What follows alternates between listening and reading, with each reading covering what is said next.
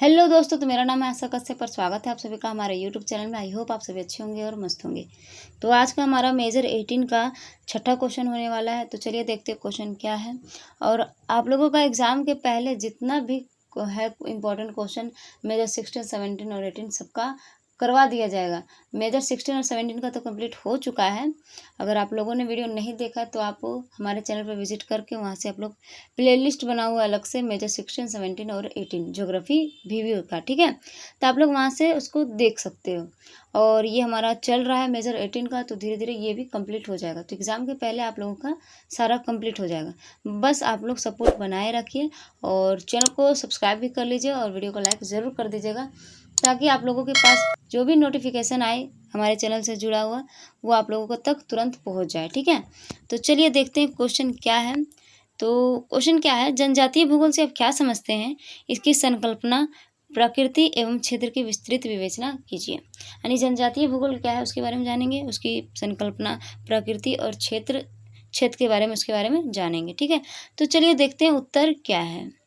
तो क्या है, जनजातीय भूगोल भूगोल की वह शाखा है जिसमें जनजातीय लोगों के जीवन, संस्कृति, निवास क्षेत्र, आर्थिक गतिविधियां तथा उनके प्राकृतिक पर्यावरण के साथ संबंध का अध्ययन किया जाता है। यानी कि जनजातीय भूगोल जो है, यानी कि जनजातीय भूगोल क्या है, भूगोल की एक महत्वपूर्ण शाखा है।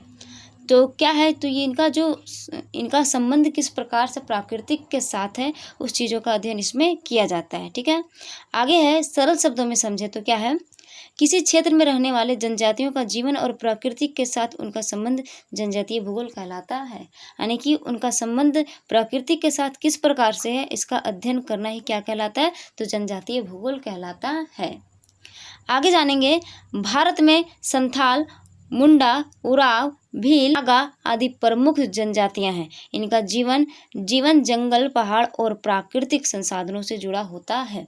तो इनका जो जीवन है वो जंगल के आसपास ही गुजरता है। वो पहाड़, प्राकृतिक संसाधनों ये सभी से क्या है, तो जुड़े हुए रहते हैं।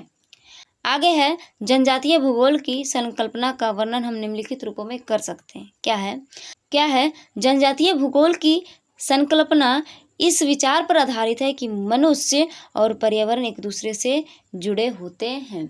जो मनुष्य है और पर्यावरण क्या है, वो एक दूसरे से जुड़े होते हैं। तो इसकी संकल्पना इस चीज पे आधारित है। आगे है, प्रसिद्ध भूगोलवेत्ता फ्रेडरिक रेचल ने बताया कि मानव जीवन पर प्राकृतिक परिस्थितियों का गहरा प्रभाव पड़ता है। इसी विचार से जनजातीय भूगोल की अवधारणा विकसित हुई है।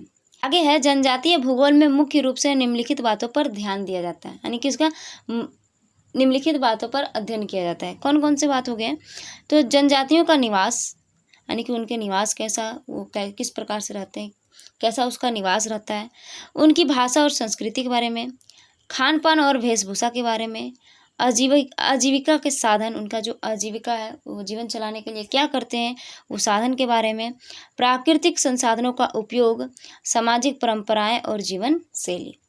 तो इनका क्या है, तो इन चीज़ों का इसमें अध्ययन किया जाता है। जनजातीय भूगोल में मुख्य रूप से इन चीज़ों का अध्ययन किया जाता है। आगे है, अर्थात यह केवल लोगों का अध्ययन नहीं बल्कि लोग प्लस स्थान प्लस प्रकृति का संयुक्त अध्ययन है। यानी कि लोगों का भी अध्ययन होता है, इसमें स्थान का भी अध्ययन होता है और प्रकृति का संयुक्त अध्ययन होता है। इसमें सिर्फ लोग का अध्ययन नहीं होता है, इसमें तीनों चीज़ों का अध्ययन होता है, लोग, स्थान और प्रकृति, ठीक है। आगे जानेंगे, जनजातीय भूगोल की प्रकृति की विवेचना निम्नलिखित रूपों से किया जा सकता है। कौन कौन से हैं, पहला क्या है, पर्यावरण आधारित प्रकृति।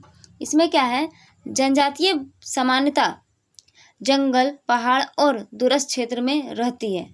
उनका जीवन जंगल, जल, भूमि और पशु पक्षियों पर निर्भर होता है।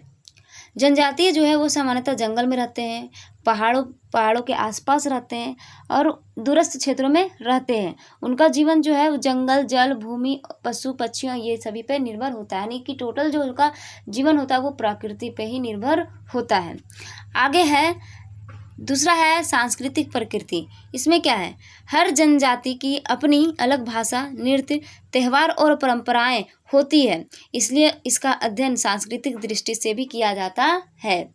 तीसरा क्या है, आर्थिक प्रकृति। इसमें क्या है, जनजातियों की अर्थव्यवस्था मुख्यतः कृषि, शिकार, मछली पकड़ना, वन उत्पाद संग्रह पर आधारित होती है। तो मनुष्य का जो आर्थिक जीवन है मुख्यतः इन्हीं चीज़ों पे आधारित होती है। ठीक है, आगे है चौथा क्या है, सामाजिक प्रकृति। इसमें क्या है, जनजातीय समाज में सामूहिक जीवन, आपसी सहयोग और परंपरागत नियमों का विशेष महत्व दिया जाता है।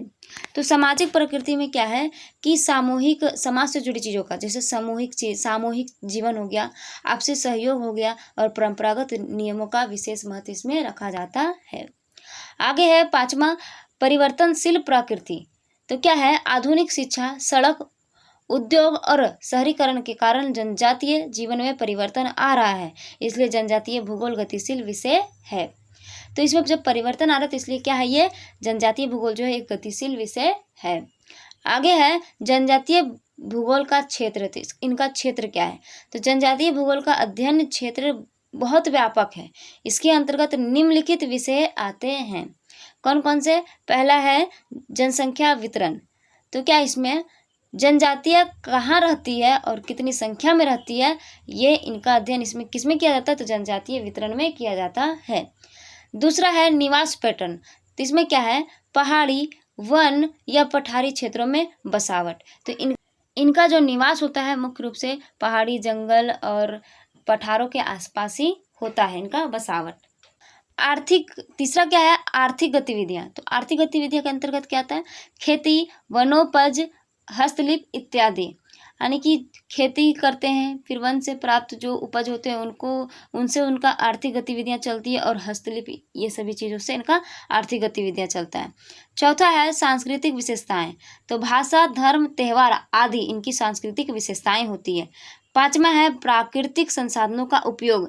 तो क्या क्या करते हैं, किस किस प्राकृतिक चीज़ों का उपयोग करते हैं ये, तो जंगल और जल स्रोतों का उपयोग करते हैं।